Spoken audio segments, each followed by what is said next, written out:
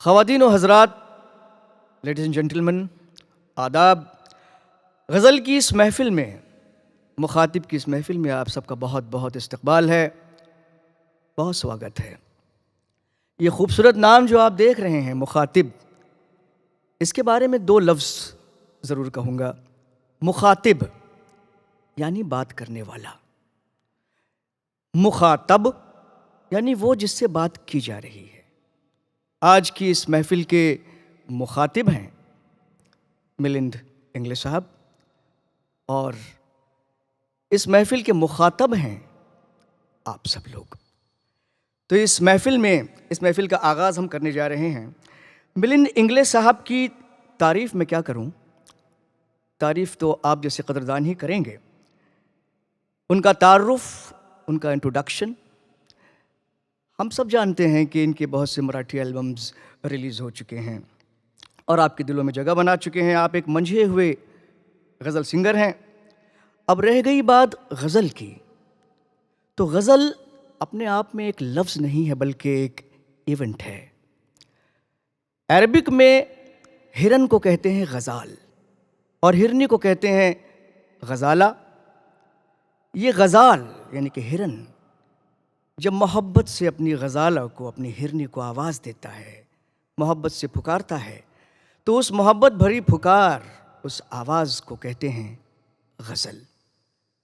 और गज़ल इसीलिए मोहब्बत की ज़बान है।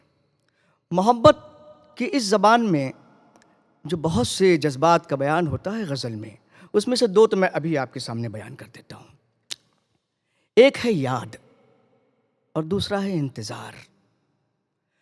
उर्दू के एक बहुत बड़े शायर रघुपति राय सहाय फ़िराक़ गोरखपुरी ने याद पर कितना हसीन शेर कहा कि एक मुद्दत से तेरी याद भी आई न हमें और हम भूल गए हो तुझे, ऐसा भी नहीं। और एक और शायर हैं जिन्होंने इंतज़ार पे एक शेर कहा कि दिल दिया एतबार की हद थी, जान दे दी ये प्यार की हद थी, मर गए हम खुली रही आंखें ये तेरे इंतज़ार की हद थी।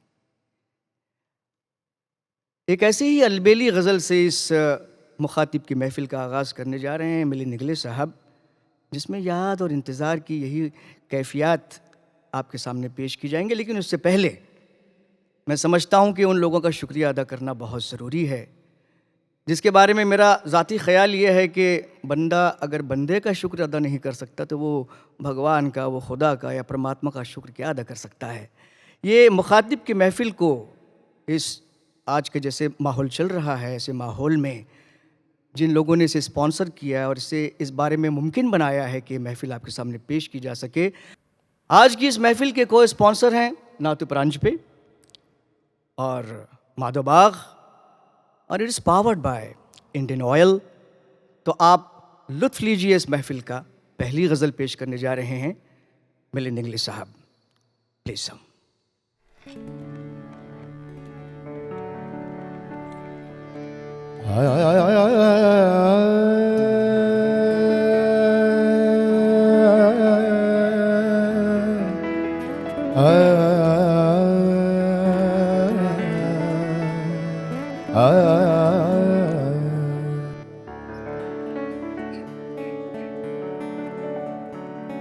मरने के बाद भी मेरी आंखें खुली रही,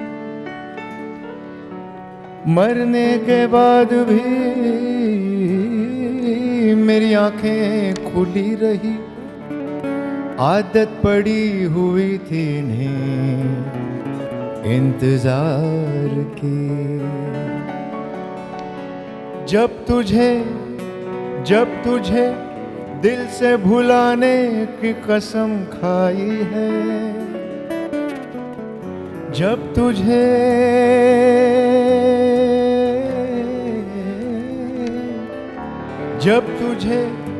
दिल से भुलाने की कसम खाई है, और पहले से भी ज्यादा तेरी याद आई है, तेरी याद आई है।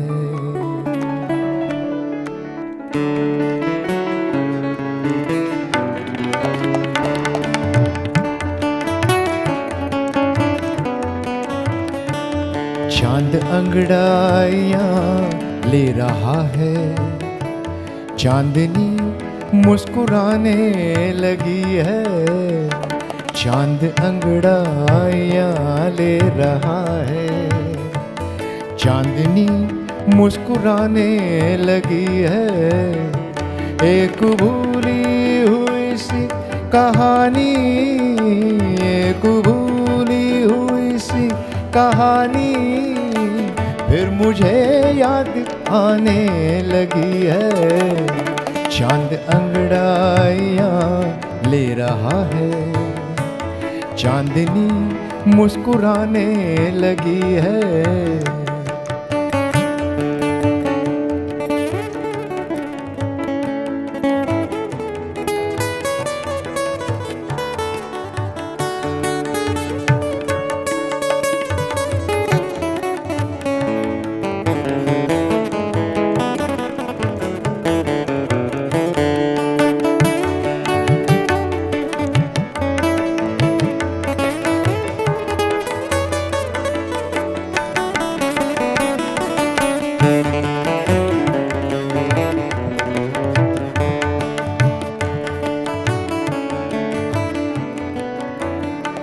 किसने बिखरा दिए अपने गेसू, अब घटा और छाने लगी है।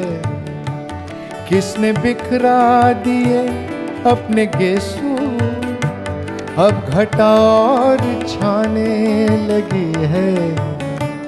तौबा तौबा तौबा तौबा, अरे मेरी तौबा, आज फिर डगमगाने लगी है।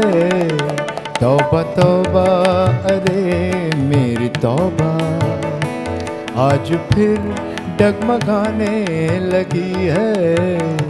एक भूली हुई सी कहानी, एक भूली हुई सी कहानी फिर मुझे याद आने लगी है।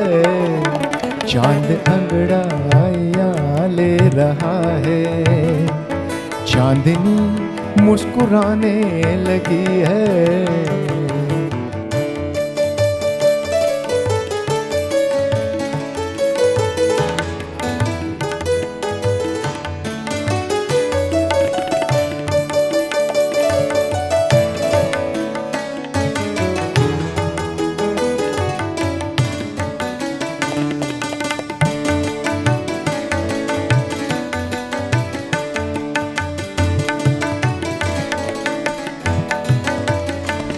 अश्क आँखों से आए तो पी ले, दिल जो रोए तो होठों को सी ले।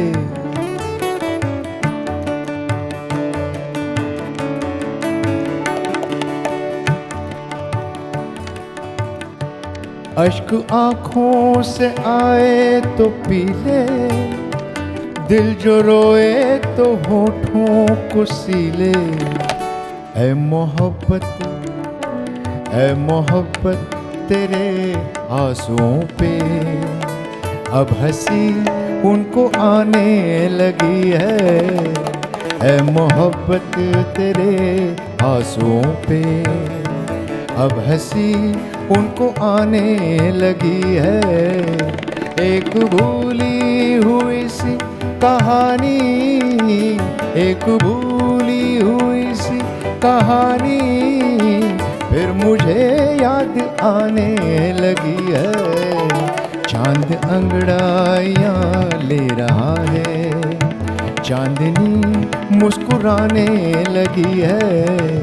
एक भूली हुई सी कहानी, एक भूली हुई सी कहानी फिर मुझे याद आने लगी है।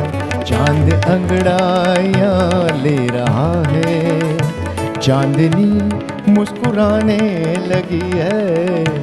चांदनी मुस्कुराने लगी है, चांदनी मुस्कुराने लगी है।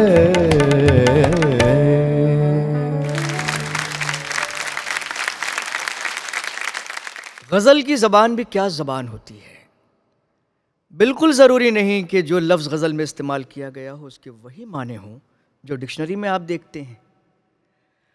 गज़ल की ज़बान में महबूब को कातिल कहा जाता है, सितमगर कहा जाता है, उसके चेहरे को चाँद जैसा कहा जाता है, उसकी आँखों को बिजलियाँ कहा जाता है। ये इमेज अगर आप पेंट कर दें तो हो सकता है कि आप इस पेंटिंग को देख कर के डर जाएं। इसका यही मतलब है कि लफ्ज़ जो कहे जा रहे हैं उसके माने सिर्फ वो नहीं हैं जो डिक्शनरी में लिखे हुए हैं। ऐसी ही एक गज़ल है जो आखिरी मुग़ल शहंशाह बहादुर शाह ज़फ़र ने लिखी है। ये वो ज़माना था जब अंग्रेज़ों के ज़ुल्म व सितम बढ़ गए थे। फ्रीडम फाइट के लिए बहादुर शाह ज़फ़र कोशिश कर रहा था, लेकिन ज़बान से एक लफ्ज़ कहना उस वक्त दुश्वार था, मुश्किल था, आप नहीं कह सकते थे। तो ज़फ़र ने कितनी खूबसूरती के साथ ये गज़ल में अपने दुख दर्द को, अपनी ज़िंदगी को बयान किया है कि ले गया छीन के कौन आज तेरा सब्र करार, बेकरारी तुझे ऐ दिल कभी ऐसी तो न थी, बात करनी मुझे मुश्किल कभी ऐसी तो न थी। गज़ल का ये मिजाज, गज़ल का ये रंग, लफ्ज़ कुछ कहते हैं माने कुछ निकलते हैं। यही अंदाज़ आप मिलिंद साहब से सुनिए, बात करनी मुझे कभी मुश्किल कभी ऐसी तो न थी।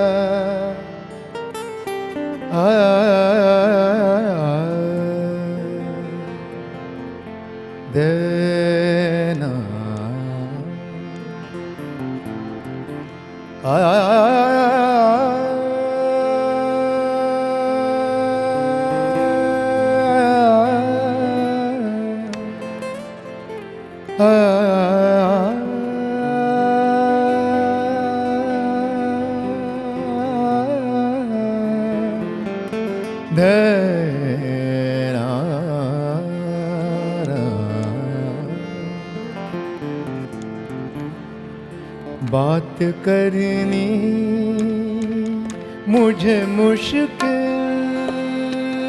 कभी ऐसे तो न थी, बात करनी मुझे मुश्किल कभी ऐसे तो न थी, जैसी अब है तेरी महफिल कभी ऐसे तो न थी, बात करनी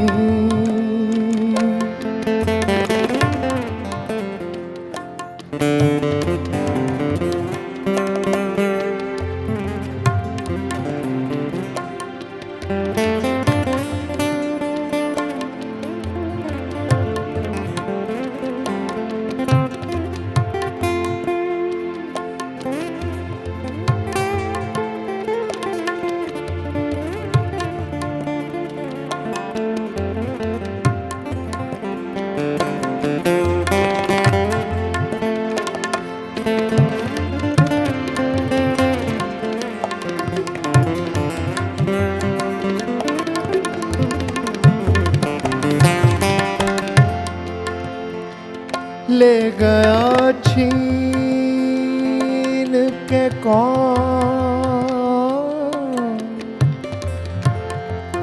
आज तेरा सब्रो करार, सब्रो करार, सब्रो करार, ले गया छीन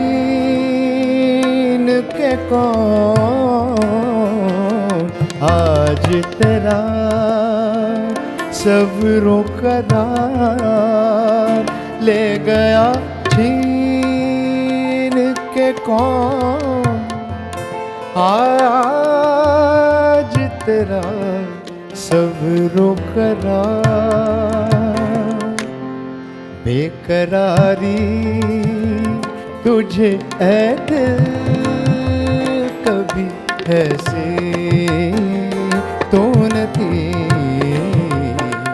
बेकरारी तुझे ऐ दिल कभी ऐसे तो न थी बात करनी मुझे मुश्किल कभी ऐसे तो न थी बात करनी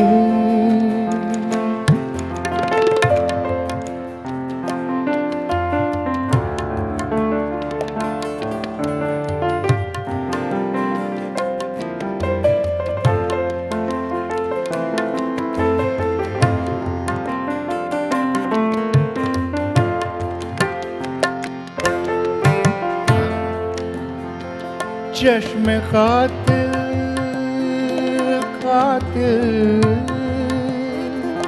चश्मे खातिल खातिल चश्मे खातिल मेरी दुश्मन थी हमेशा चश्मे खातिल चश्मे खातिल कातिल चश्मे कातिल मेरी दुश्मन थी हमेशा लेकिन जैसी अब हो गई कातिल कभी ऐसे तो न थे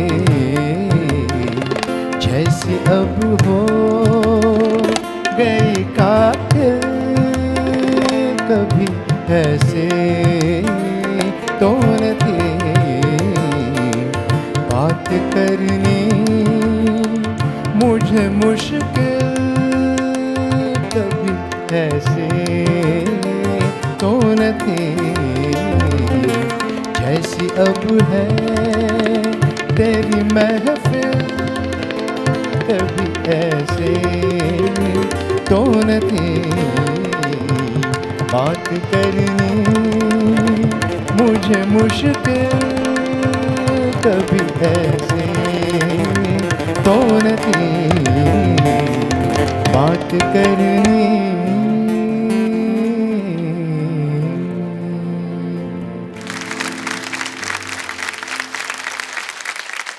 शायर गज़ल कहते हैं, कंपोज़र्स उसे कंपोज़ करते हैं और सिंगर्स उसे अपनी आवाज़ से सजा देते हैं।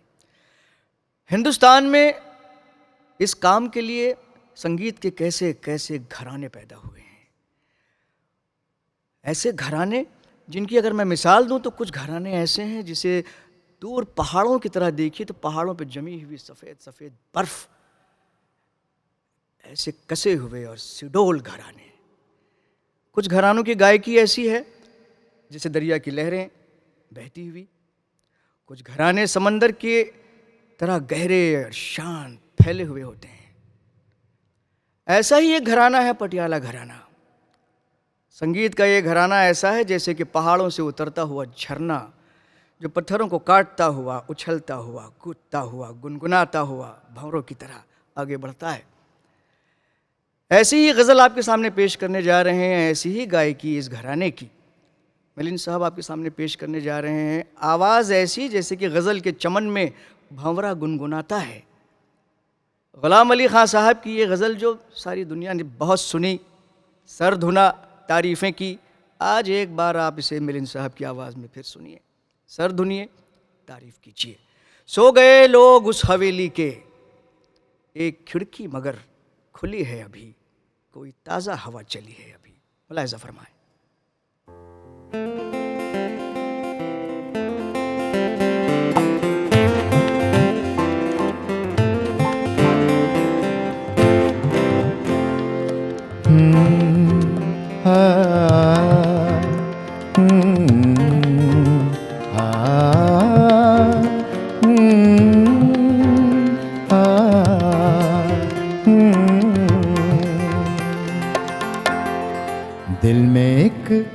लहर से उठी है अभी, दिल में एक लहर से उठी है अभी, दिल में एक लहर से उठी है अभी। कोई ताज़ा हवा चली है अभी, दिल में एक लहर से उठी है अभी। आ, आ, आ, आ,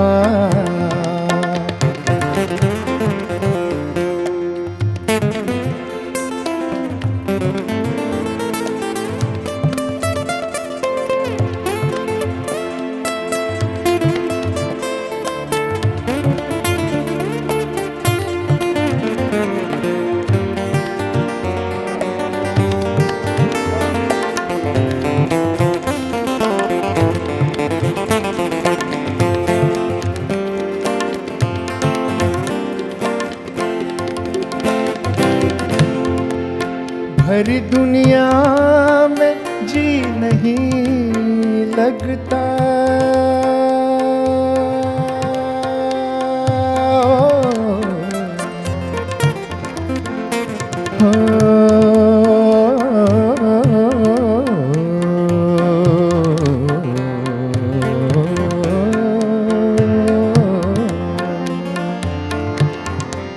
भरी दुनिया में जी नहीं लगता, भरी दुनिया में जी नहीं लगता।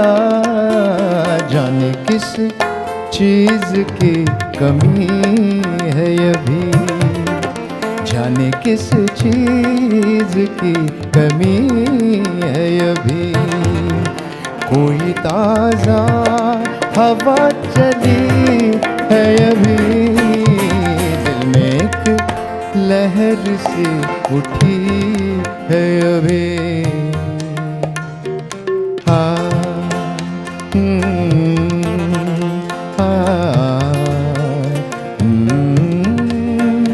आ,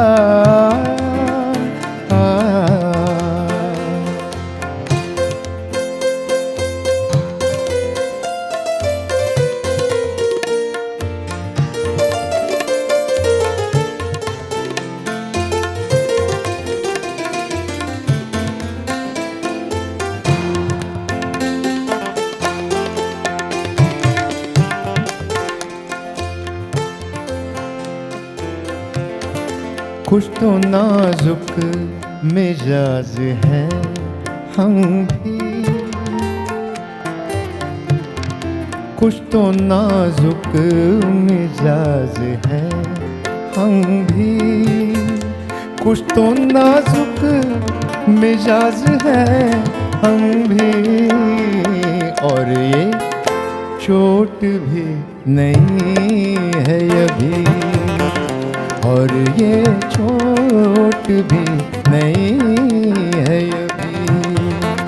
कोई ताज़ा हवा चली है अभी, दिल में एक लहर से उठी है अभी, दिल में एक लहर से उठी है अभी।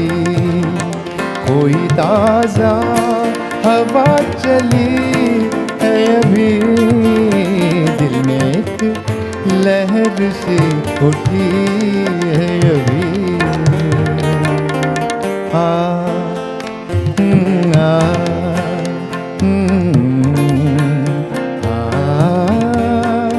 आ, आ,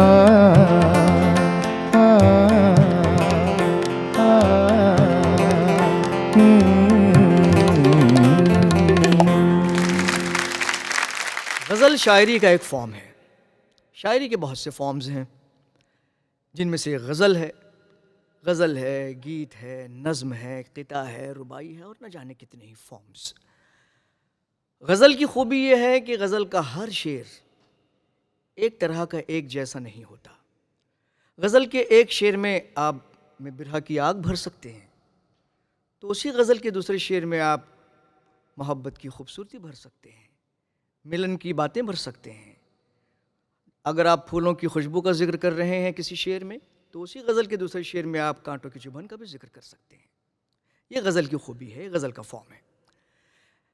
शायरी का एक फॉर्म है नज़्म। नज़्म में होता यह है कि एक आइडिया होता है जिसे आप लेकर के शुरू करते हैं, शायर उस बात को शुरू करता है, उसको लेके चलता है, फैलाता है, बढ़ाता जाता है और किसी एक ख़ास जगह ला करके उसे लैंड करता है। ये नज़्म का फॉर्म होता है। गीत का भी फॉर्म तकरीबन ऐसा ही होता है कि एक बात शुरू की जाती है, अंतरे लगाए जाते हैं, क्रॉस लाइंस लाई जाती हैं और बात को कहा जाता है, एक ही बात को आगे बढ़ाया जाता है। अगला कलाम जो आपके सामने मिलिंद साहब पेश करने जा रहे हैं, अब आप इसे गीत नुमा गज़ल कह लें या गज़ल नुमा गीत। गीत में गज़ल का मज़ा और गज़ल में गीत का स्वभाव। ऐसे ही एक गीत को पेश करने जा रहे हैं आपके सामने, प्यार भरे दो शर्मीले नैन। मुलाहिज़ा फरमाएं।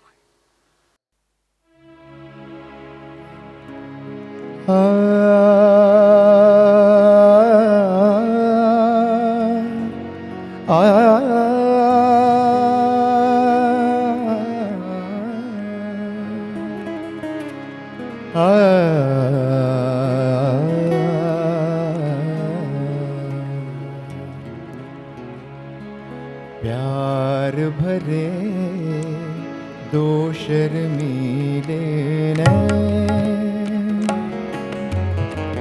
प्यार भरे दो शर्मीले नैन, जिनसे मिला था मेरे दिल को चैन। कोई जाने ना क्यों मुझसे शर्माए,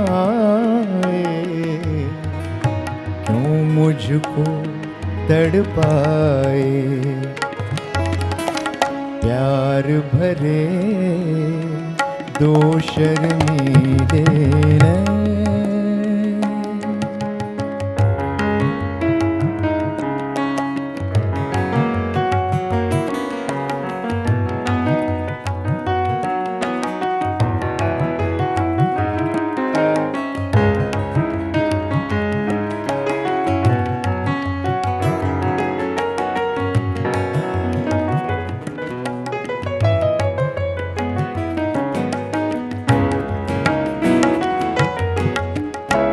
रूप तेरा कलियों को शर्माए,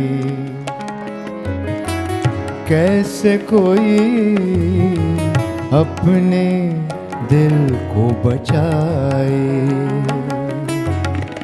पास हो तुम फिर भी जन्म, कौन तुझे समझाए। सावन बीता जाए, प्यार भरे दो शर्मीले नैन।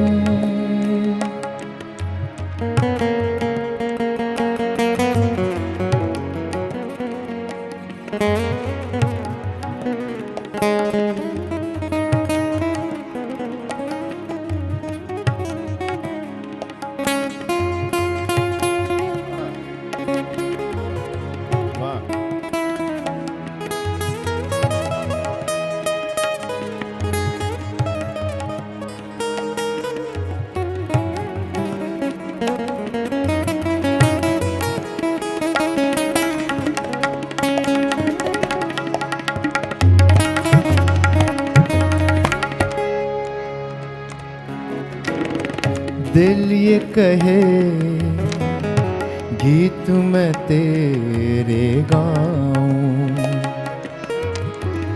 तू ही सुने और मैं गाता जाऊं। तुम हो अगर साथ मेरे, दुनिया को ठुकराऊं, तेरा दिल बहलाऊं। प्यार भरे दो शर्मीले नैन, जिनसे मिला था मेरे दिल को चैन। कोई जाने ना क्यों मुझसे शर्माए, कैसे मुझे तड़पाए। प्यार भरे दो शर्मीले नैन।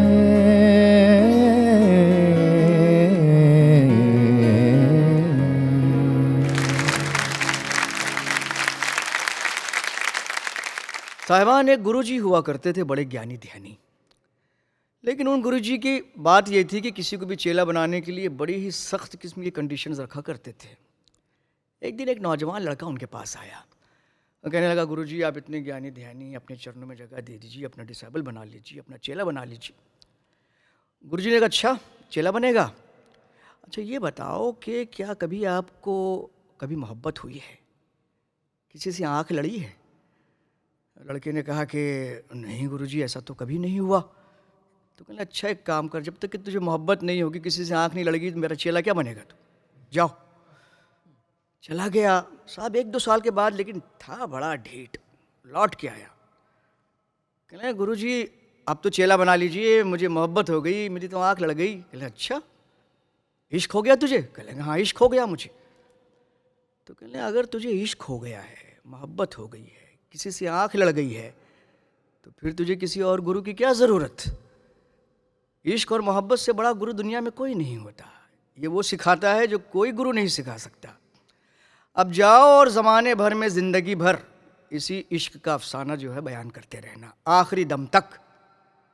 ये वही मरीज़ मोहब्बत है जो आज तक उन्हीं का अफसाना बयान कर रहा है दम निकलते निकलते। मुलाहिज़ा फरमाइए, मरीज़ मोहब्बत उन्हीं का फसाना सुनाता रहा दम निकलते निकलते।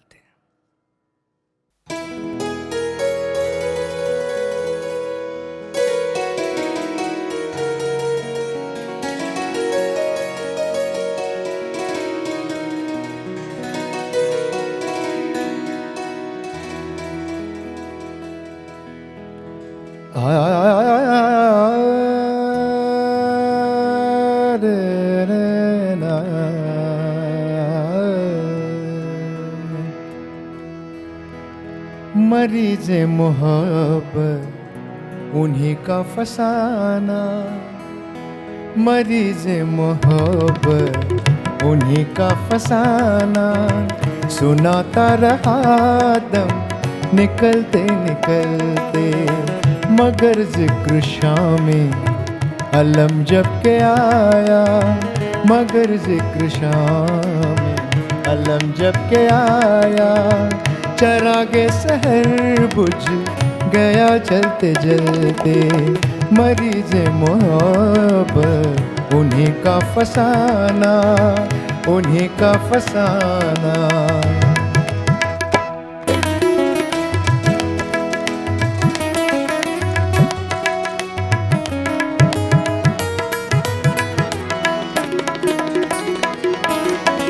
इरादा था तरके मोहब्बत का, लेकिन फरेबे तबस्सुम में फिर आ गए हम।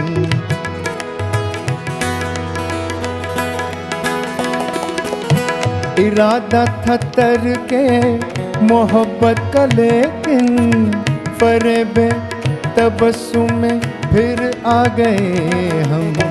अभी खा के ठोकर संभलने न पाए, अभी खा के ठोकर संभलने न पाए, के फिर खाई ठोकर संभलते संभलते।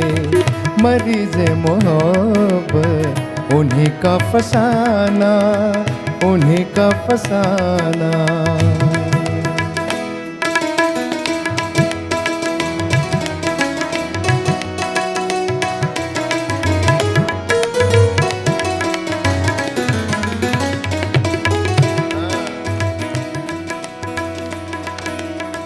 उन्हें खत में लिखा है, दिल मुश्तरिब है, जवाब उनका आया है, मोहब्बत न करते।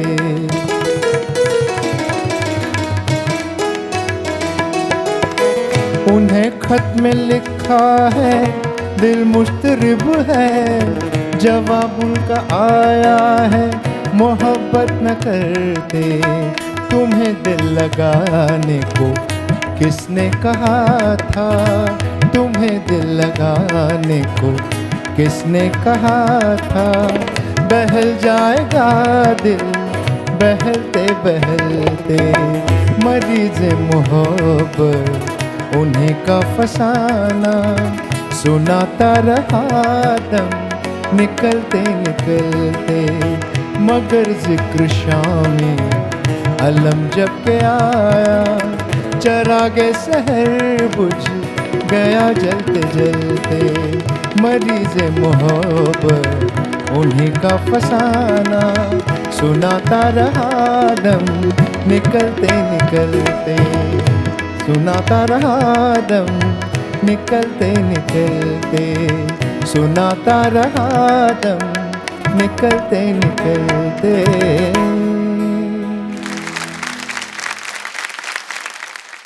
ये है मिस्टर चुन्नीलाल, ये है बड़े हैप्पी गो लकी। भाई टैंक फुल कर दो। अरे अरे देखो भाई, अरे आज तो मेरी किस्मत खुल गई।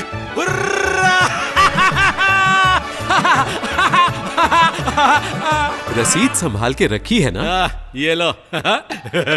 इसकी छपाई की तो हो गई धुलाई, पतलून के साथ धुल गई किस्मत भी। हाँ? ओ तेरी, हो गया कल्याण।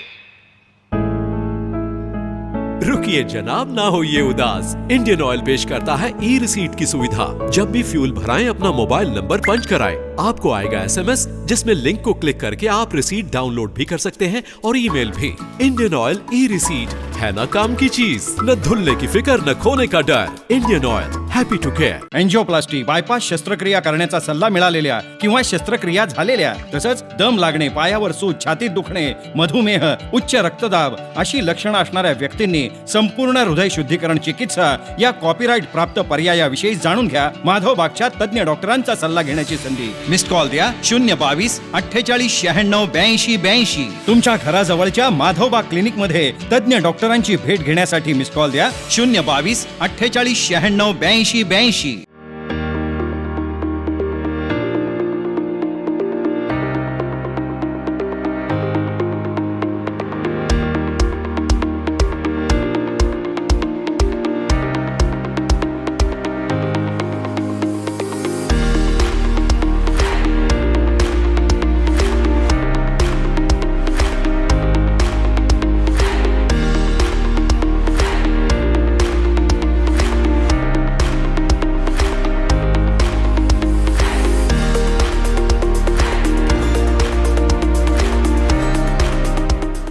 आशिक का सबसे बड़ा प्रॉब्लम ये होता है कि उसे लगता है कि उसका महबूब दुनिया का सबसे ज़्यादा खूबसूरत महबूब है।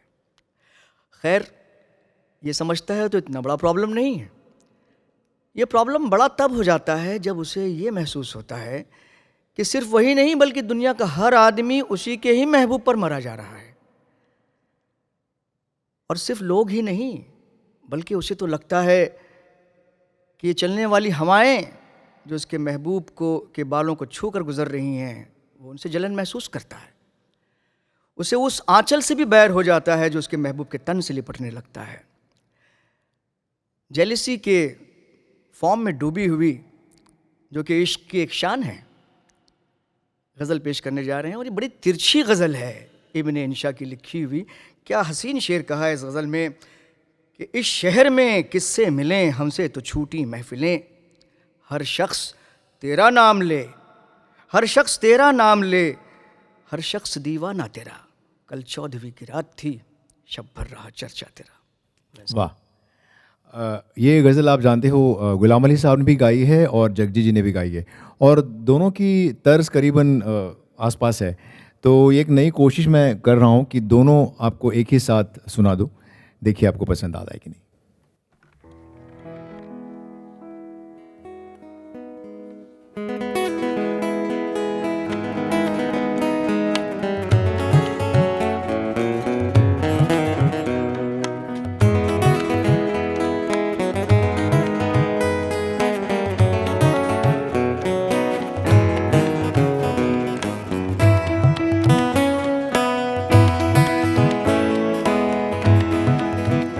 कल 14वीं की रात थी, कल 14वीं की रात थी, शब भर रहा चर्चा तेरा। कल 14वीं की रात थी, कुछ ने कहा ये चांद है, कुछ ने कहा ये चांद है, कुछ ने कहा चेहरा तेरा। कल 14वीं की रात थी, कल 14वीं की रात थी।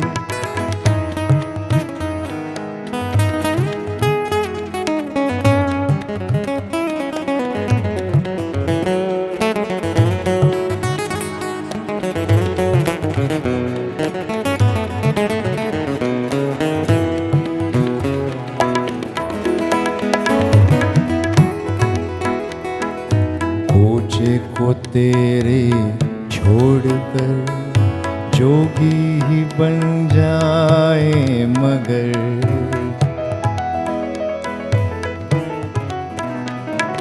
पूछे को तेरे छोड़कर जोगी ही बन जाए मगर, पूछे को तेरे छोड़कर, पूछे को तेरे छोड़कर जोगी ही बन जाए मगर, जंगल तेरे पर्वत तेरे, जंगल तेरे पर्वत तेरे, बस्ती तेरी सहरा तेरा।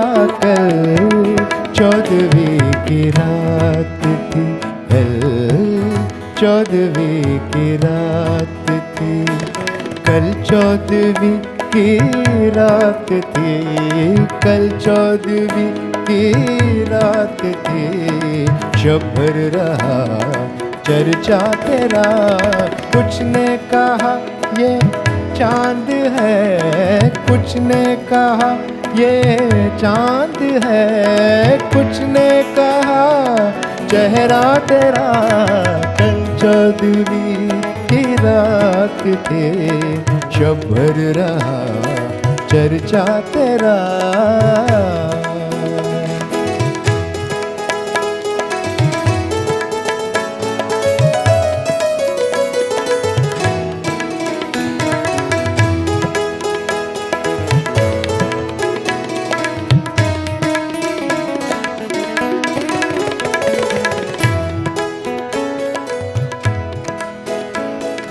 इस शहर में किससे मिले, इस शहर में किससे मिले, हमसे तो छूटी महफिलें।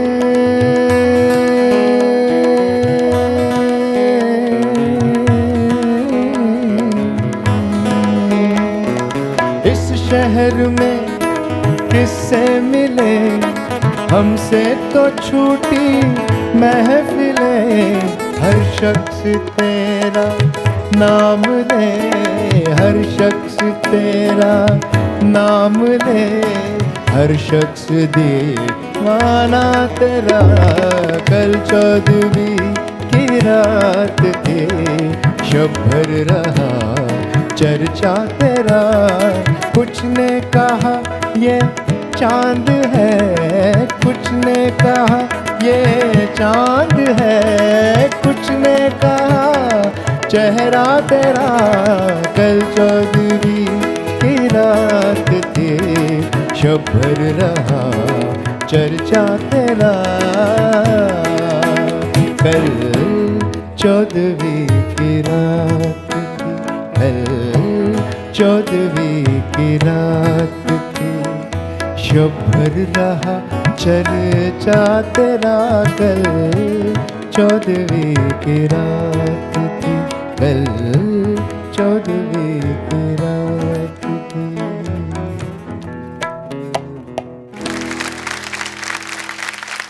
ख़वातीन और हज़रात, उर्दू के एक बहुत बड़े शायर गुज़रे हैं, मोमिन ख़ां मोमिन। मोमिन का एक अजीबोगरीब शेर है कि पसे मुर्दन मरने के बाद, कहता पसे मुर्दन बनाए जाएंगे सागर मेरी गिल के, जब मैं मर जाऊंगा और मुझे कब्र में दफन कर दिया जाएगा और मेरी मिट्टी जो है वो कब्र की मिट्टी में मिल जाएगी और उस मिट्टी से, उस गिल से सागर बनाए जाएंगे। कुम्हार के पास वो मिट्टी जाएगी और कुम्हार उस मिट्टी से जो है सागर बनाएगा, पैमाने बनाएगा जिसमें शराब पी जाती। कहता पसे मुर्दन बनाए जाएंगे सागर मेरी गिल के, लबे जां बख्श के बोसे मिलेंगे खाक में मिलके। यानी कि ये होगा कि वो आशिक जो है वो मर जाएगा, वो दफन कर दिया जाएगा, उसकी मिट्टी मिट्टी में मिल जाएगी। उस मिट्टी को जब कभी निकाला जाएगा और इत्तेफाक से वो कुम्हार के हाथ लगेगी और कुम्हार जो है उसके सागर बनाएगा, तब कहीं जा कर के उसका महबूब कभी जब उस सागर से शराब पिएगा तो उस मिट्टी से उसके महबूब के होंठ मिलेंगे, तो तब कहीं जाके उसे उसका बोसा मिलेगा। बड़ा लंबा प्रोसेस है साहब। शायरी में होता यही है कि बात ज़मीन से शुरू होती है तो आसमान को पहुंचती है, ज़िंदगी से निकलती है तो मौत की तरफ जाती है, मौत से निकल करके न जाने कहाँ चली जाती है, दिल से निकलती है रूह में उतर जाती है। ये बात शायरी में ही हो सकती है, क्योंकि शायरी में यही होता है, जैसा कफ़ील आज़र ने कहा कि बात निकलेगी तो बहुत दूर तलक जाएगी। मुलाहिज़ा फरमाए, बात निकलेगी तो फिर दूर तलक जाएगी।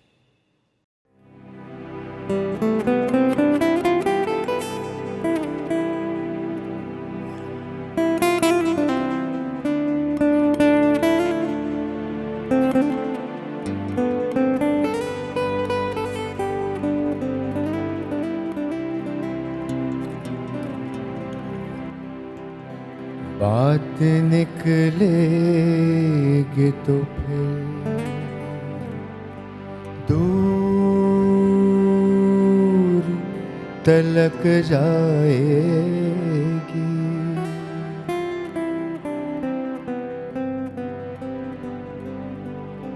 लोग बेवजह उदासी का सबब पूछेंगे,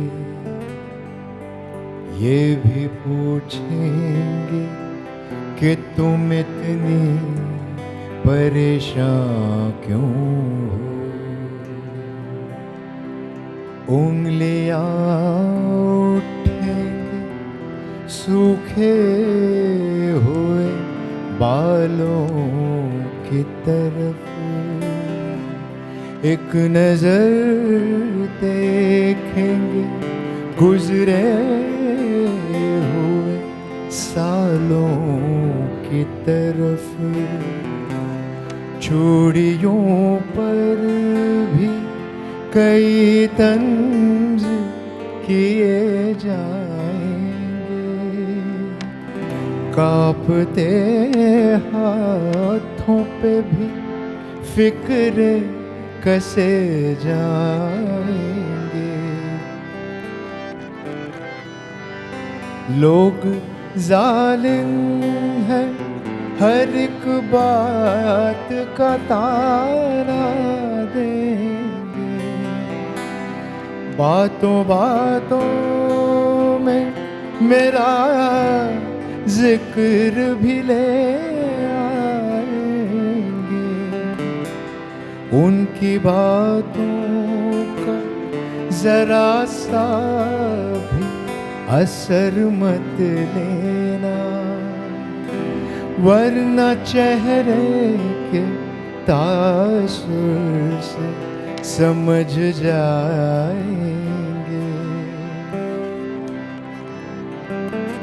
चाहे कुछ भी हो सवालात न करना उनसे, चाहे कुछ भी हो सवालात न करना करना उनसे,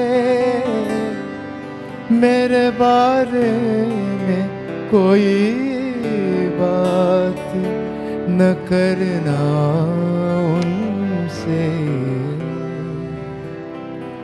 बात निकलेगी तो फिर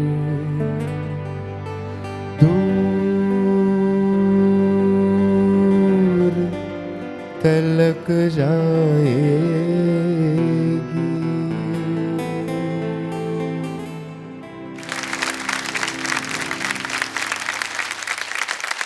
आपके सुरीले मुखातिब की महफ़िल एक ऐसे मोड़ पर पहुंच चुकी है जहां गज़ल के बारे में ये कहना ज़रूरी हो गया है कि गज़ल अरबिक से पर्शियन में आई, पर्शियन से उर्दू में आई, और हिंदुस्तान में उर्दू से निकल कर ये मराठी, गुजराती, पंजाबी, जाने कितनी ज़बानों में आप आज गज़लों को सुनते हैं।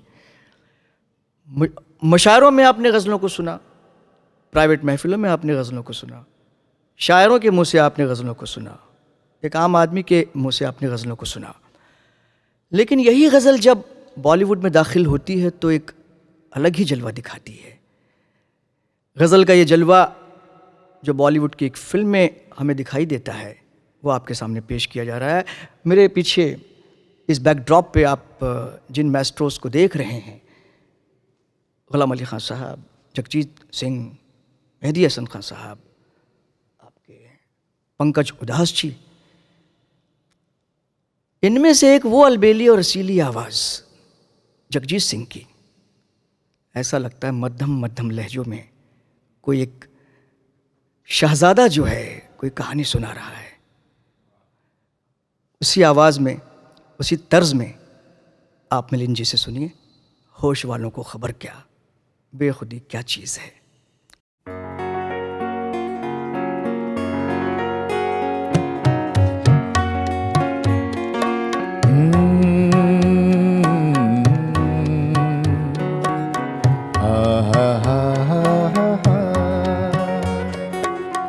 होश वालों को खबर क्या, बेखुदी क्या चीज है।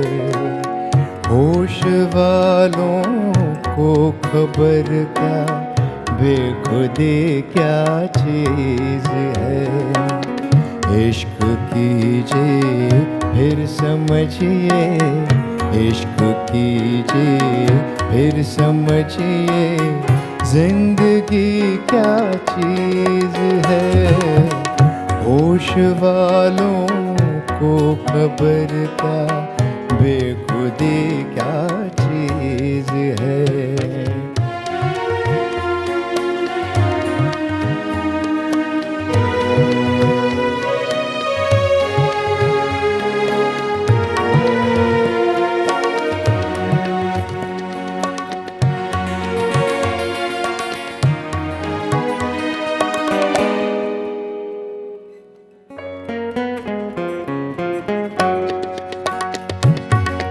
उनसे नजरें क्या मिली, रोशन फिजाएं हो गई।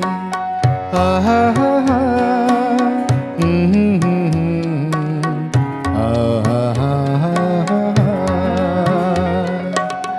उनसे नजरें क्या मिली, रोशन फिजाएं हो गई। आज जाना प्यार की जादूगरी क्या चीज है। आज जाना प्यार की जादूगरी क्या चीज है। इश्क कीजिए फिर समझिए, इश्क कीजिए फिर समझिए, जिंदगी क्या चीज है। होश वालों को खबर क्या, बेखुदी क्या चीज है।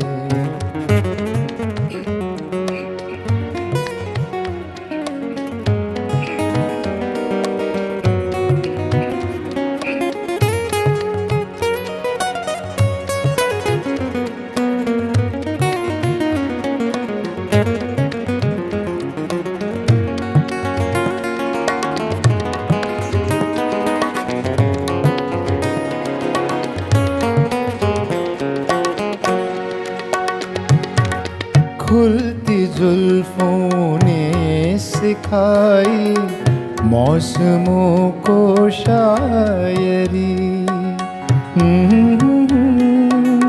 हा हा हा हा।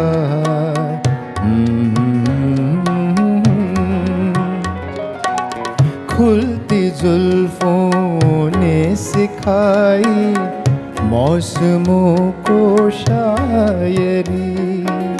झुकती आँखों ने बताया मैं कशी क्या चीज़ है। झुकती आँखों ने बताया मैं कशी क्या चीज़ है। इश्क कीजिए फिर समझिए, इश्क कीजिए फिर समझिए, जिंदगी क्या चीज़ है।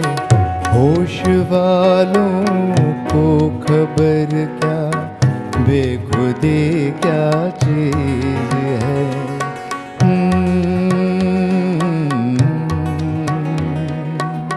हा हा हा हा हा हा हा हा हा।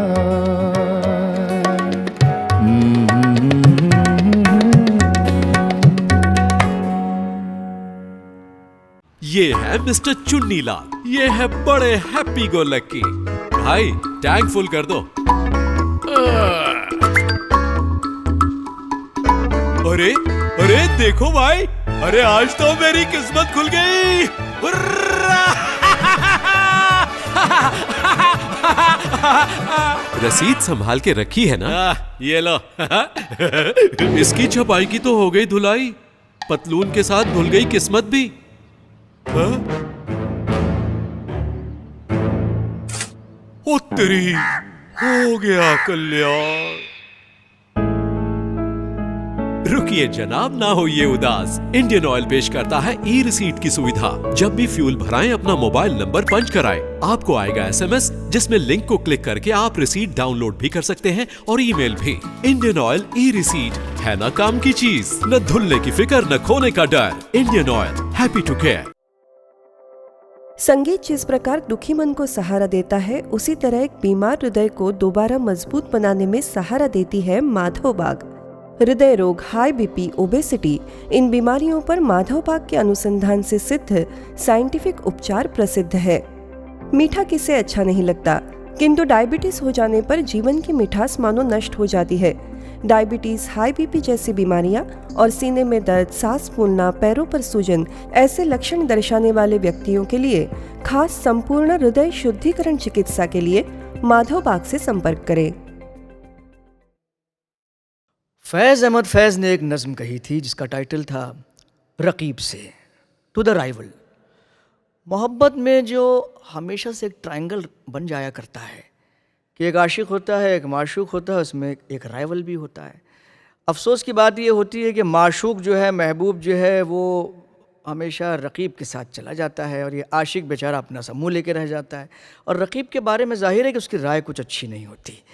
इसलिए उर्दू शायरी में आप देखेंगे कि रकीब को बड़े बुरे बुरे नामों से याद किया गया है, जैसे रकीब रूसिया, काले मुँह वाला, पता नहीं न जाने क्या क्या कहा गया। लेकिन फैज़ ने ये नज़्म में एक अनोखा आइडिया लेकर आया। उसने ये कहा कि अगर मैं अपने महबूब की तारीफ़ करना चाहूँ कि उसके होंठ कैसे हैं, उसके गाल कैसे हैं, उसकी आँखें कैसी हैं, उसके बाल कैसे हैं, वो कितना खूबसूरत है, तो ये बात मैं ज़माने को नहीं बता सकता, क्योंकि ज़माना उसे नहीं जानता वैसे जैसे कि मैं जानता हूँ। और इस बात को अगर कोई मेरे अलावा जानता है तो वह है रकीब, द राइवल। तो वो कहता है कि तुझे बताऊँ मैं मेरे रकीब के वो होंठ, वो आँखें, वो रुखसार, वो बाल कैसे हैं, क्योंकि तू ही समझ सकता है। तो एक अनोखा आइडिया इस नज़्म में रकीब को लेकर, राइवल को लेकर के फैज़ अहमद फैज़ ने पैदा किया था। ऐसी ही एक गज़ल अहमद फराज ने कही जिसमें एक अनोखा आइडिया है। वो महबूब को बुलाता है, लोग महबूब को बुलाते हैं ताकि वो उनका दिल खुश करे, ताकि वो उनसे वस्ल करे, मिलन के लिए आए। लेकिन फराज ने एक अजीब बात कही कि साहब अगर रंजिश हो गई है, अगर दुश्मनी हो गई है, अगर मुझे पसंद नहीं करते आप, चलो ठीक है, दिल ही दुखाने के लिए आइए। क्या अच्छी बात है, क्या अच्छा आइडिया है। मुलाहिज़ा फरमाए, रंजिश ही सही, दिल ही दुखाने के लिए आ।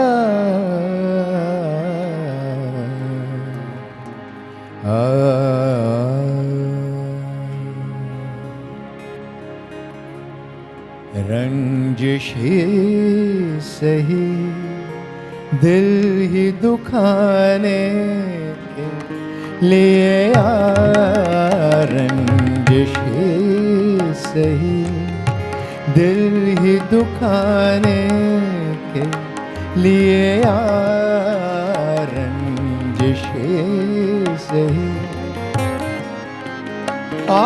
फिर से मुझे छोड़ के जाने के लिए फिर से मुझे छोड़ के जाने के लिए रंजिशी सही दिल ही दुखाने के लिए रंजिशी सही।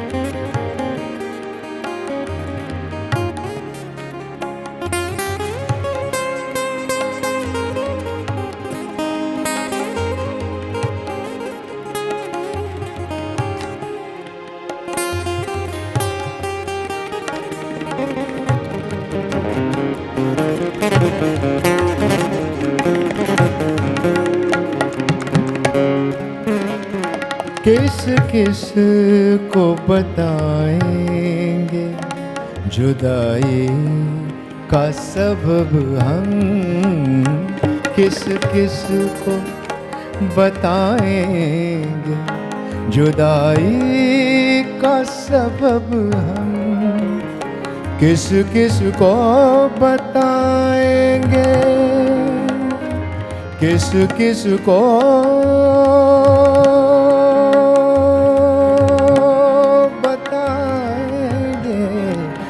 बताएंगे, किस किस को बताएंगे जुदाई का सबब हम, किस किस को बताएंगे जुदाई का सबब हम। तू मुझसे खफा है तो ज़माने के ले रंजिशी सही दिल ही दुखाने के लिए रंजिशी सही।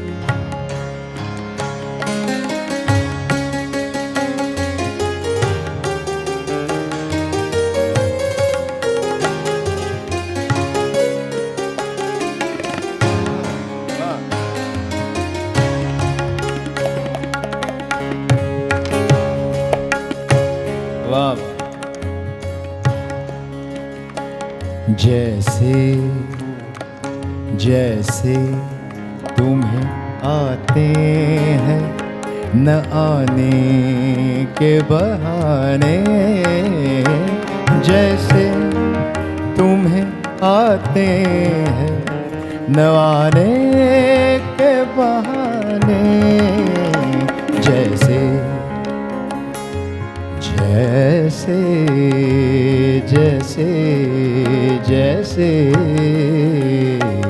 जैसे तुम्हें आते हैं न आने के बहाने, जैसे तुम्हें आते हैं न आने के बहाने, वैसे ही किसी रोज न जाने के ले रंजिशी सही, दिल ही दुखाने के लिए रंजिशी सही। फिर से मुझे छोड़ के जाने के लिए फिर से मुझे छोड़ के जाने के लिए रंजिशी सही, दिल ही दुखाने के लिए रंजिशी सही, दिल ही दुखाने के लिए रंजिशी सही।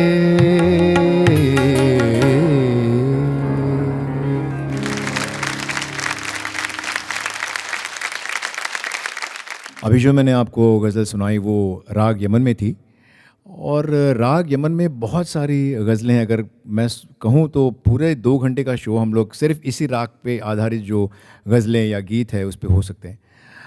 मगर और एक बहुत ही बेहतरीन गज़ल नहीं, उसे गीत कहा जाए तो बेहतर है, वो आपके लिए पेश कर रहा हूँ, आज जाने की ज़िद न करो।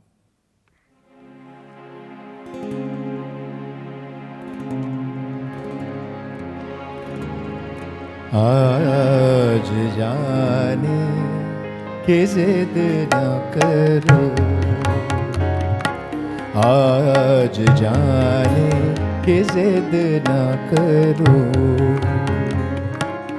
यूं ही पहलू में बैठे रहो, यूं ही पहलू में बैठे रहो,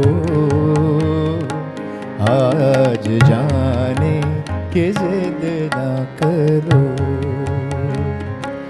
हाय मर जाएंगे हम तो लुट जाएंगे, हाय मर जाएंगे हम तो लुट जाएंगे, ऐसी बातें किया न करो,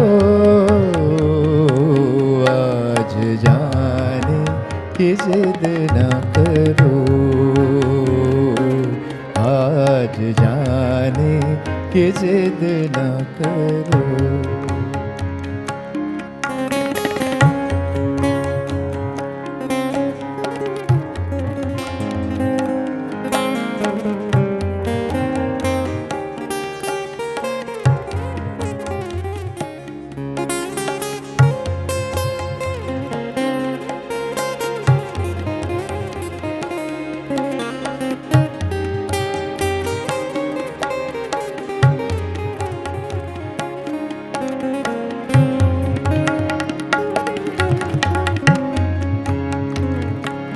तुम ही सोचो जरा क्यों न रोके तुम्हें, जान जाती है जब उठ के जाते हो तुम, जान जाती है जब उठ के जाते हो तुमको अपनी कसम जान जाए, बात इतनी मेरी मान लो,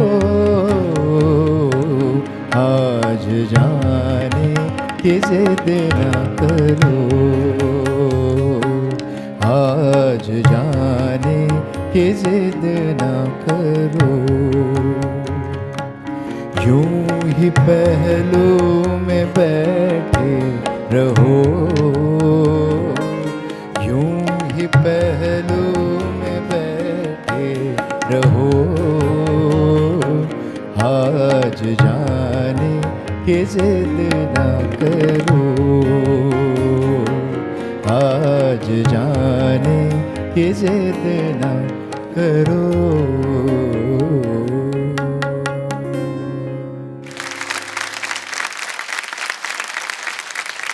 जैसे अभी हमने यमन राग में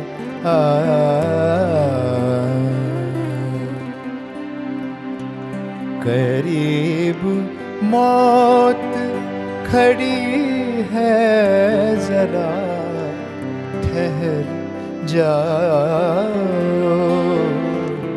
करीब मौत खड़ी है, जरा ठहर जाओ।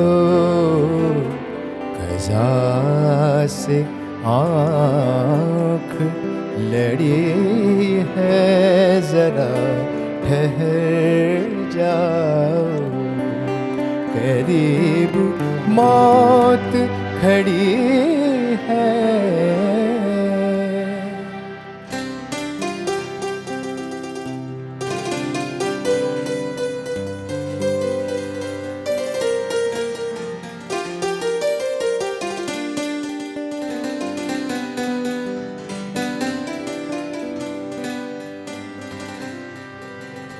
अभी न जाओ, अभी न जाओ के तारों का दिल धड़कता है। अभी न जाओ, अभी न जाओ, अभी न जाओ के तारों का दिल धड़कता है। तमाम रात पड़ी है, जरा ठहर जाओ। कज़ा से आँख लड़ी है, जरा ठहर जाओ। करीब मौत खड़ी है।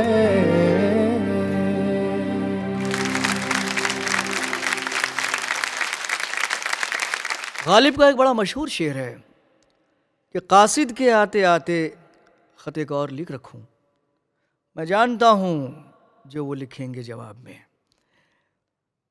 गालिब ने कासिद के हाथों, मैसेंजर के हाथों एक लेटर भिजवाया अपने महबूब को। उसे मालूम था लेकिन कि ये न वो आएगा न ख़त का जवाब देगा, और जो लिखेगा वो क्या लिखेगा भला बुरा वो भी जानता था। इसलिए उसके जवाब आने से पहले गालिब एक ख़त और लिख लेता था अपने महबूब के नाम, क्योंकि उसे पता होता था कि ये तो कोई अच्छी बात लिखेगा नहीं, तो उसका भी जवाब लिख देता था।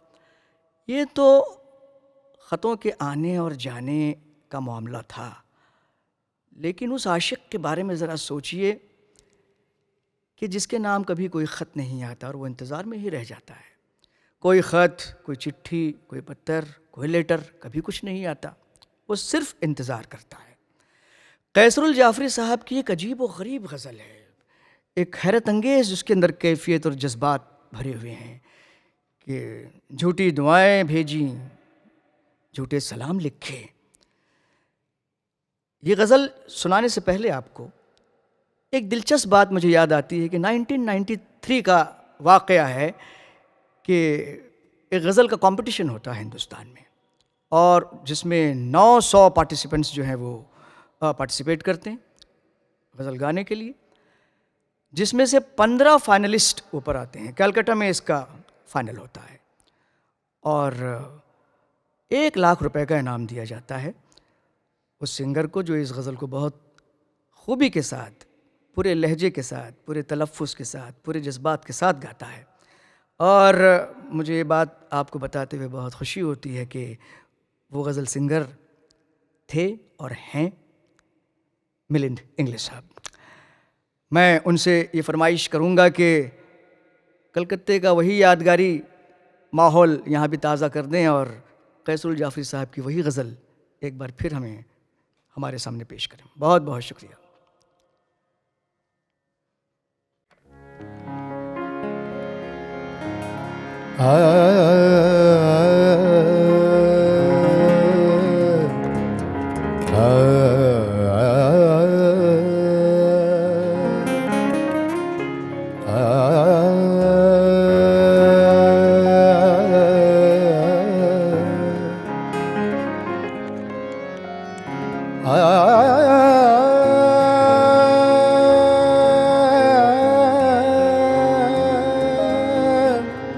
आ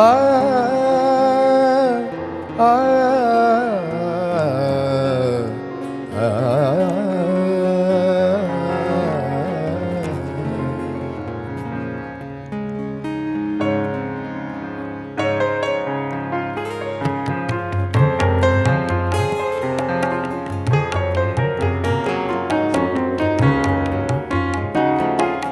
झूठी दुआएं भेजी, झूठे सलाम लिखे, झूठी दुआएं भेजी, झूठे सलाम लिखे,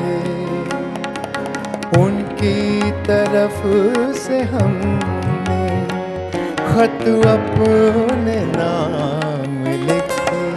ओ झूठी दुआएं भेजी, झूठे सलाम लिखे।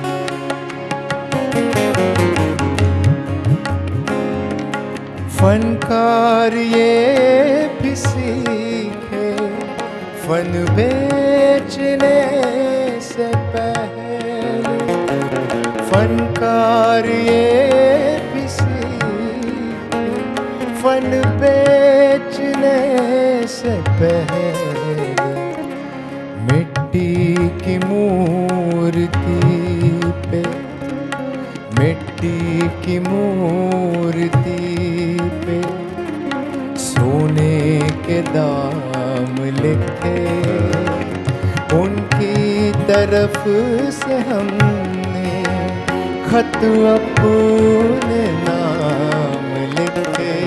ओ झूठी दुआएं भेजी, झूठे सलाम लिखे, झूठे सलाम लिखे, झूठे सलाम लिखे।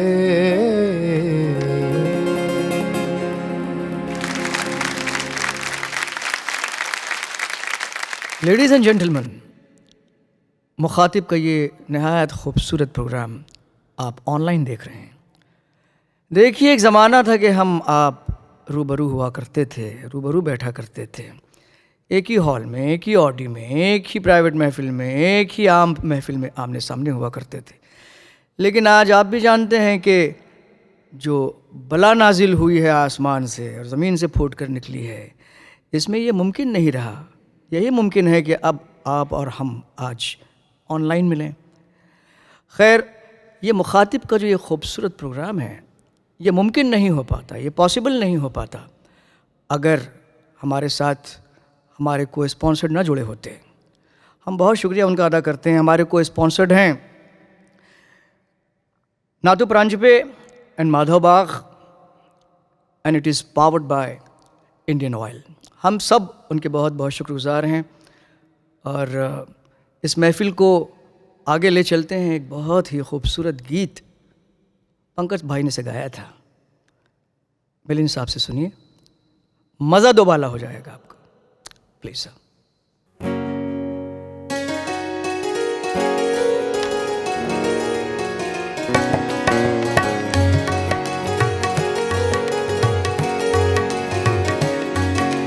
चांदी जैसा रंग है तेरा, चांदी जैसा रंग है तेरा, सोने जैसे बाल, एक तू ही धनवान है गोरी, बाकी सब कंगाल। एक तू ही धनवान है गोरी, बाकी सब कंगाल।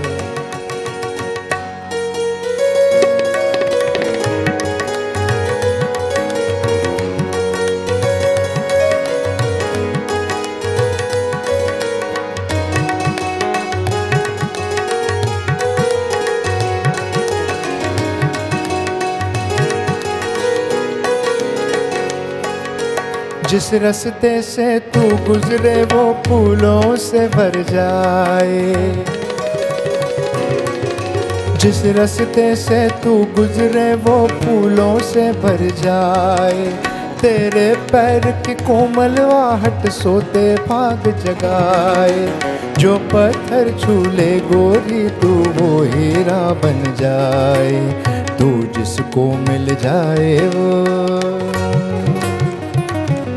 तू जिसको मिल जाए वो हो जाए माला माल, एक तू ही धनवान है गोरी, बाकी सब कंगाल, एक तू ही धनवान है गोरी, बाकी सब कंगाल।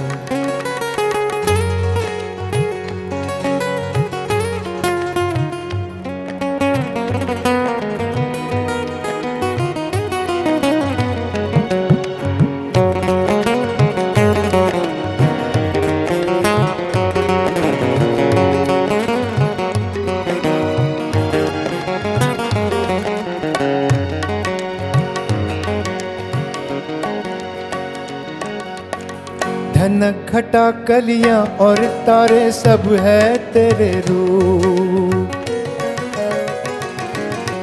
धनक घटा कलियां और तारे सब है तेरे रूप, गजलें हो या गीत हो मेरे सब में तेरा रूप, यूं ही चमकती रहे हमेशा तेरे हुस्न की धूप, तुझे नजर ना लगे किसी की, तुझे नजर ना लगे किसी की, जिए हजारों साल, एक तू ही धनवान है गोरी, बाकी सब कंगाल,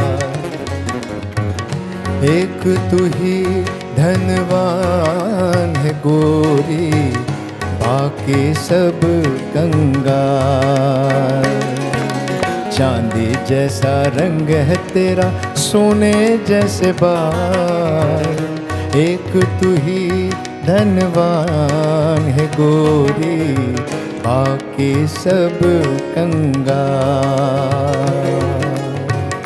बाकी सब कंगाल, बाकी सब कंगाल।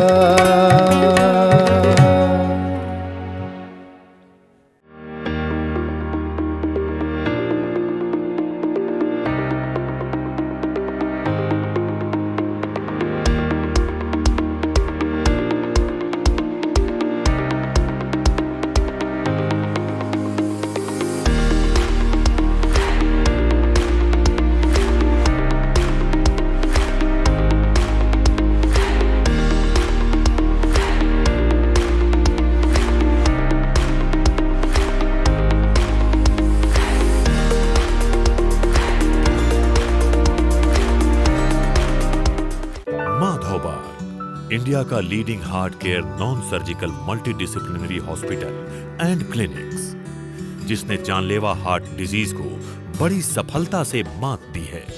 यहाँ modern medical science, ancient Ayurvedic principles और रिसर्च बेस्ड एडवांस्ड आयुर्वेदा के ग्रेट कॉम्बिनेशन से हार्ट डिजीजेस को सक्सेसफुली ट्रीट किया जाता है। देश के कई शहरों और गांवों में स्थित है 200 से भी ज्यादा Madhavbaug clinics and hospitals. Madhavbaug अभी तक 10 लाख से भी अधिक हार्ट पेशेंट्स को सफल इलाज उपलब्ध करवाकर हेल्दी हार्ट के अपने मिशन को आगे बढ़ा रहा है। हमारा मिशन है भारत को हृदय रोग मुक्त बनाना। आप भी इस अभियान से जुड़ करके खुद के हार्ट को रखिए हमेशा हेल्दी। माधवबाग, जहां होता है दिल से दिल का इलाज। संगीत रूह की बीमारियों को दूर कर देता है, लेकिन कुछ बीमारियां हमारी जिस्मों की होती हैं, जिसके लिए आपके लिए हमारे को स्पॉन्सर्ड हैं माधवबाग। माधवबाग आयुर्वेद की एक ऐसी विरासत को चलाने वाले हैं जिन्होंने बहुत सारी ऐसी बीमारियों को जो हमारे जहनी तनाव से, जो हमारे मेंटल प्रेशर से डेवलप होती हैं, जैसे कि मोटापा है, जैसे कि हार्ट प्रेशर है, जैसे हाई ब्लड प्रेशर है, डायबिटीज़ है, ये इन बीमारियों का इलाज जो है नॉन सर्जिकल मेडिकल ट्रीटमेंट के ज़रिए से करते हैं, इससे अच्छी बात कुछ और नहीं हो सकती। तो माधव बाग से जिस तरह से लाखों मरीज़ों ने आज तक फ़ायदा उठाया है, मेरी आपसे दरख्वास्त है कि आप भी ज़रूर इस तनाव भरे माहौल में इन बीमारियों से बचने के लिए माधव बाग का ज़रूर इस्तेमाल करें, ज़रूर फ़ायदा उठाएं। ये दुनिया एक हाउस ऑफ मिरर है। इस आइडिया को शायरी के बहुत बड़े बड़े मास्टर्स ने अपने अपने शेरों में बांधा है। गालिब ने कहा कि हम आप जैसे कि एक छोटी सी बर्ड हैं, एक चिड़िया हैं, और ये एक ऐसे कफस में, एक ऐसे पिंजरे में रखी गई है जिसके चारों तरफ, जिसके नीचे ऊपर हर तरफ शीशे लगे हुए, आईने लगे हुए, it's house of mirror like. वो बर्ड हम और आप अपने ही चेहरों को देखते हैं और हैरान होते हैं कि ये कौन है। मीर तकी मीर, जिसे गॉड ऑफ पोइट्री भी कहा जाता है, खुदाए सुखन मीर तकी मीर, उन्होंने ऐसी बात को कहा कि मुंह नज़र आते हैं दीवारों के बीच। हम जहाँ कहीं देखते हैं किसी इंसान को कोई बुरा काम करते हुए, अपने से बुराई करते हुए देखते हैं, तो हम समझते हैं कि वो हमारे साथ बुराई कर रहा है। हालांकि हकीकत ये है कि वो जो कोई भी है वो मैं ही हूँ। उस दीवार में जो चेहरा दिखाई दे रहा है वो मेरा ही है। Again the idea of house of mirror. Kaisarul Jafri साहब हमारे ज़माने के बहुत उम्दा शायर रहे हैं। इसी बात को उन्होंने इतनी खूबसूरती से कहा है, जैसे कि गालिब ने कहा, जैसे कि मीर ने कहा, किसको कैसर पत्थर मारूं कौन पराया है, शीश महल में एक एक चेहरा अपना लगता है, दीवारों से मिलकर रोना अच्छा लगता है। ये गज़ल सुनिए।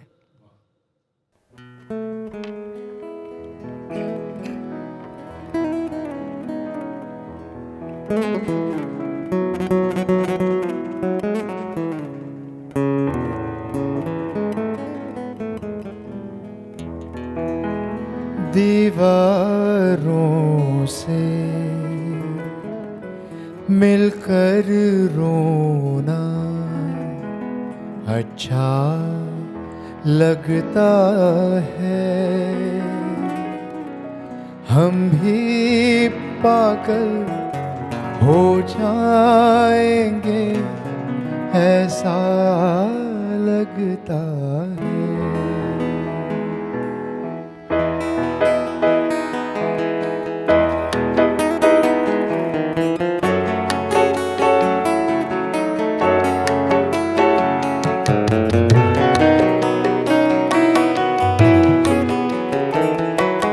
दीवारों से मिलकर रोना अच्छा लगता है,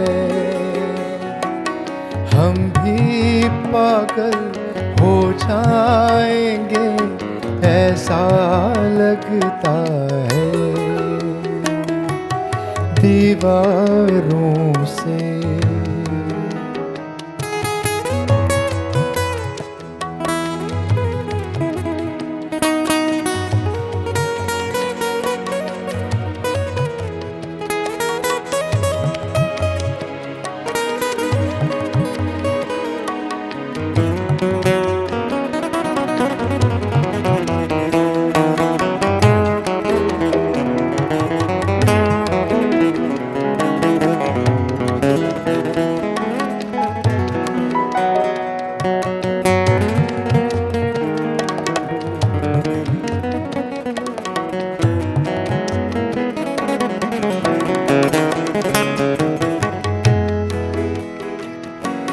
दुनिया भर की यादें हमसे मिलने आती है,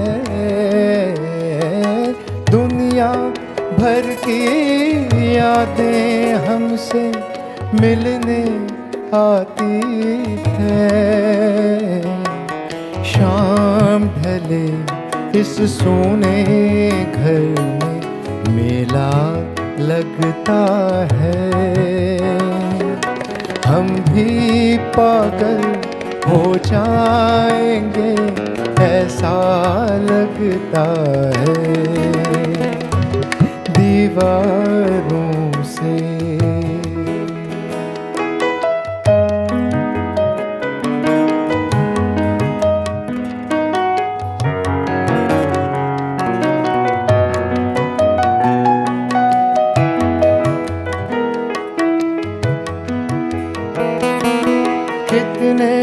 दिनों के प्यासे होंगे यारो सोचो तो, कितने दिनों के प्यासे होंगे यारो सोचो तो। शबनम का कतरा भी जिनको दरिया लगता है, हम भी पागल हो जाएंगे ऐसा लगता है। दीवारों से मिलकर रोना अच्छा लगता है, हम भी पागल हो जाएंगे ऐसा लगता है। दीवारों से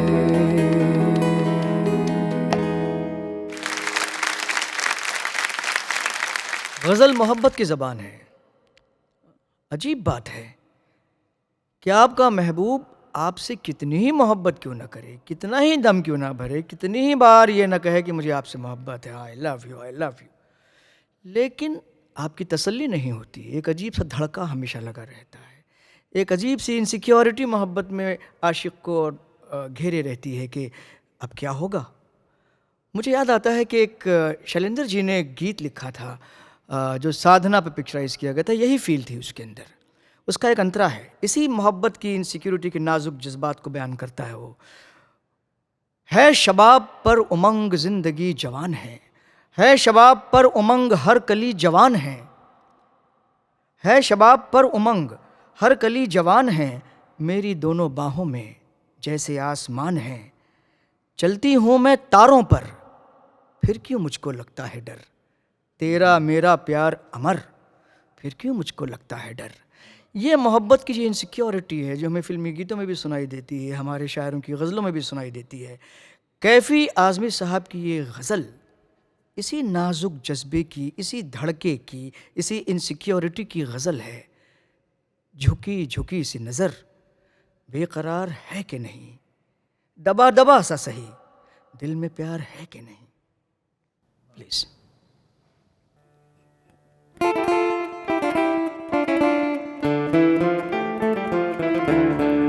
झुकी झुकी सी नजर बेकरार है कि नहीं, दबा दबा सा सही दिल में प्यार है कि नहीं।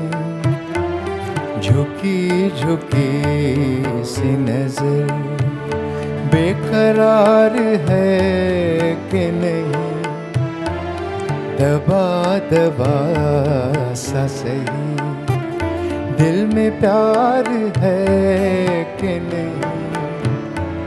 झुकी झुकी सी नजर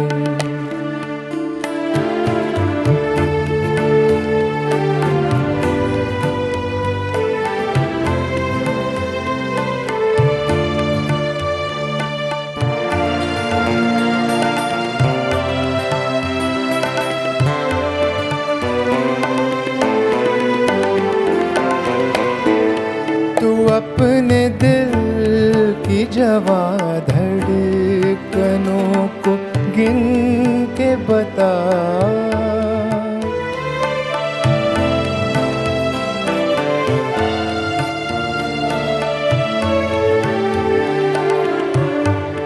तू अपने दिल की जवां धड़कनों को गिन के बता, मेरी तरह तेरा दिल बेकरार है कि नहीं। दबा दबा सा सही दिल में प्यार है कि नहीं। झुकी झुकी सी नजर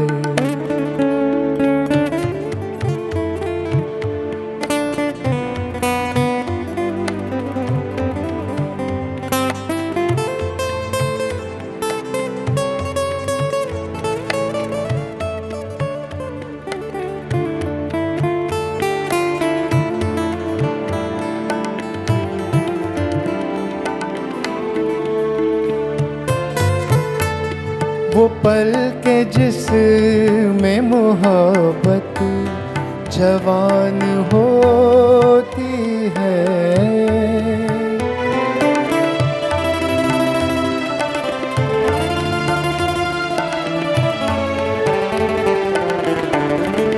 वो पल के जिसमें मोहब्बत जवान होती है, उस एक पल का तुझे इंतजार है कि नहीं, दबा दबा सा सही दिल में प्यार है कि नहीं, झुकी झुकी सी नजर बेकरार है कि नहीं, दबा दबा सा सही दिल में प्यार है कि नहीं, झुकी झुकी सी नजर।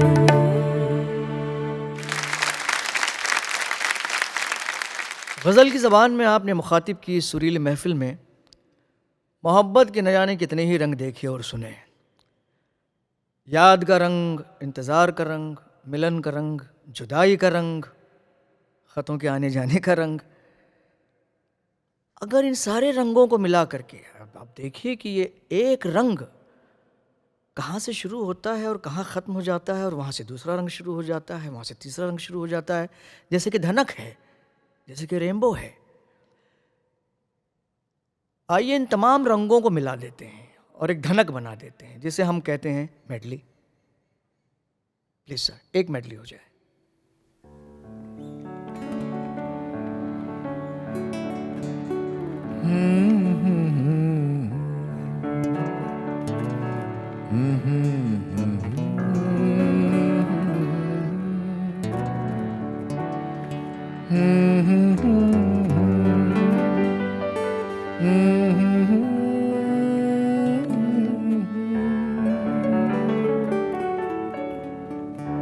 तुमको देखा तो ये ख्याल आया, तुमको देखा तो ये ख्याल आया, जिंदगी धूप तुम घना साया, तुमको देखा तो ये ख्याल आया।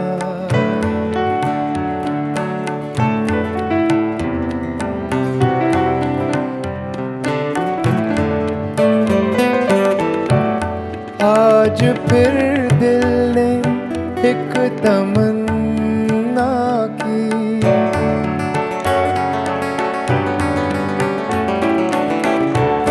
आज फिर दिल ने एक तमन्ना की, आज फिर दिल को हमने समझाया, आज फिर दिल को हमने समझाया,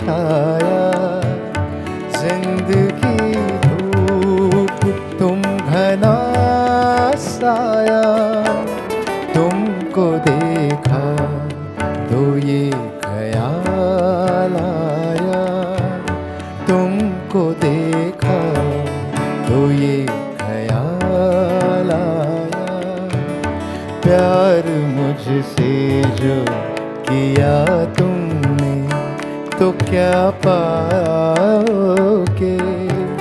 प्यार मुझसे जो किया तुमने तो क्या पाओगे, मेरे हालात की आँधी में बिखर जाओगे, प्यार मुझसे जो किया तुमने तो क्या पाओगे।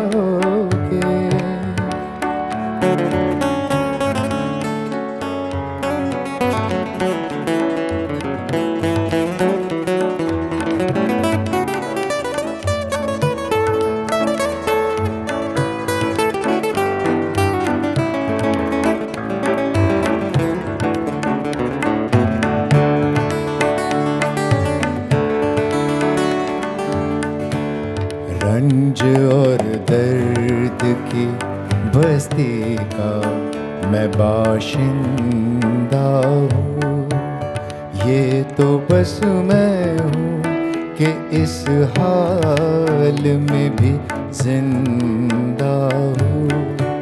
ख्वाब क्यों देखूं कल जिस पे मैं शर्मिंदा हूँ, मैं जो शर्मिंदा हुआ तुम भी तो शर्माओगे।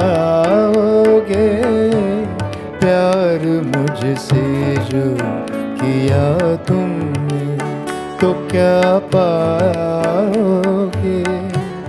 मेरे हालात की आँधी में बिखर जाओगे।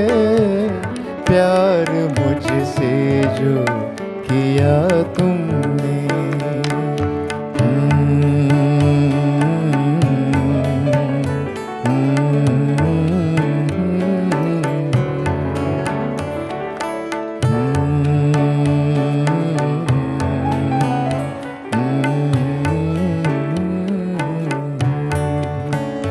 होठों से छू लो तुम मेरा गीत अमर कर दो। होठों से छू लो तुम मेरा गीत अमर कर दो। बन जाओ मीत मेरी प्रीत अमर कर दो। होठों से छू लो तुम मेरा गीत अमर कर दो।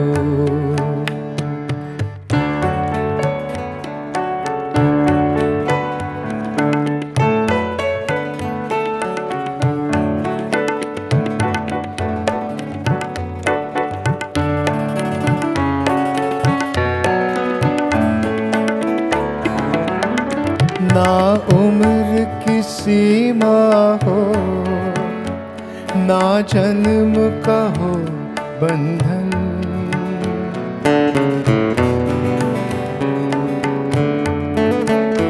ना उम्र की सीमा हो, ना जन्म का हो बंधन। जब प्यार करे कोई तो देखे केवल मन। नई रीत चला कर तुम ये रीत अमर कर दो। संगीत अमर कर दो मेरी प्रीत अमर कर दो।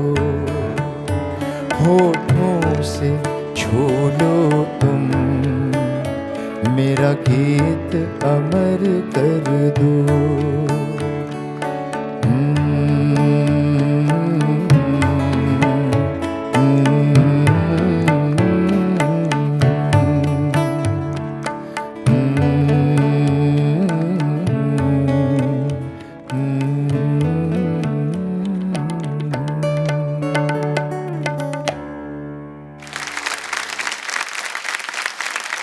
इस महफ़िल का आखिरी कलाम आपके सामने पेश करने से पहले मैं ज़रूरी समझता हूँ कि शुक्रिया अदा करूँ हमारे को स्पॉन्सर्स का। हमारे को स्पॉन्सर्स हैं नातू प्रांच पे और Madhav Baug. And this beautiful programme is powered by Indian oil. ये समझिए कि अब मुखातिब अपने आखिरी पड़ाव पर पहुँच चुका है। ऐसा ही है जैसे कि हम ज़िंदगी के जब आखिरी पड़ाव पर पहुंचते हैं, लाइफ बड़ी हद तक सेटल हो चुकी होती है। कुछ छोटा मोटा या बड़ा सा बैंक बैलेंस भी हो जाता है, ज़िंदगी आसूदा हो जाती है। लेकिन हैरत की बात है कि चाहे वो रास्ते पर बैठकर जूते गांठने वाला मोची हो या लंबी लंबी कारों में सफ़र करने वाला बिजनेसमैन, जब ये पलट कर अपनी ज़िंदगी की तरफ देखते हैं तो उन्हें एहसास तो ज़रूर होता है। वो छोटी छोटी बातें याद आती हैं, वो छोटी छोटी बातें जिनसे ज़िंदगी में रस और रंग पैदा होता है। जिसे बिल्कुल कभी फुर्सत नहीं मिली थी आसमान की तरफ नज़र उठाकर देखने की कि आसमान पर कैसी घनघोर घटाएं छा रही हैं, कैसे बरखा उमड़ उमड़ कर आ रही है, उसे कभी फुर्सत नहीं मिली थी।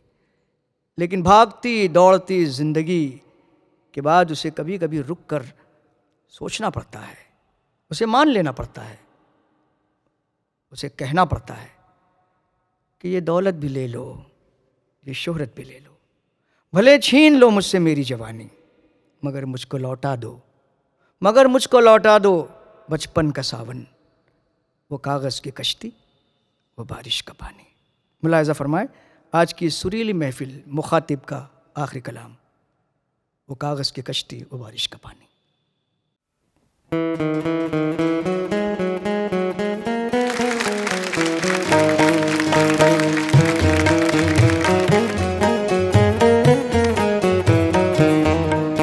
ये दौलत भी ले लो, ये शोहरत भी ले लो, भले छीन लो मुझसे मेरी जवानी, मगर मुझको लौटा दो बचपन का सावन, वो कागज़ की कश्ती, वो बारिश का पानी, वो कागज़ की कश्ती, वो बारिश का पानी, वो कागज़ की कश्ती, वो बारिश का पानी।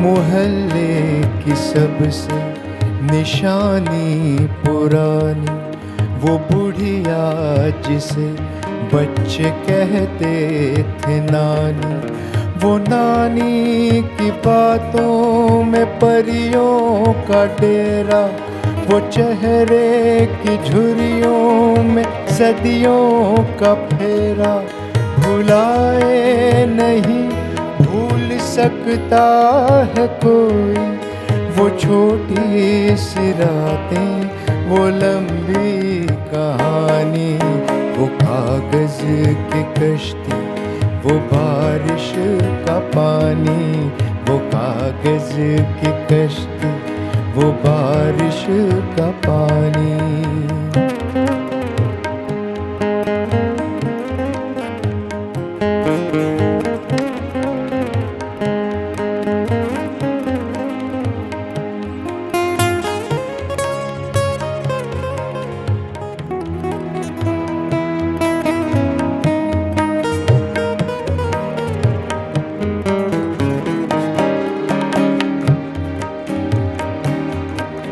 कड़ी धूप में अपने घर से निकलना, वो चिड़िया, वो बुलबुल, वो तितली पकड़ना, वो गुड़ियों की शादी में लड़ना झगड़ना, वो झूलों से गिरना, वो गिर कर संभलना, वो पीपल के छल्लों के प्यारे से तोहफे, वो टूटी हुई चूड़ियों की निशानी, वो कागज़ की कश्ती, वो बारिश का पानी, वो कागज़ की कश्ती, वो बारिश का पानी। ये दौलत भी ले लो, ये शोहरत भी ले लो, भले छीन लो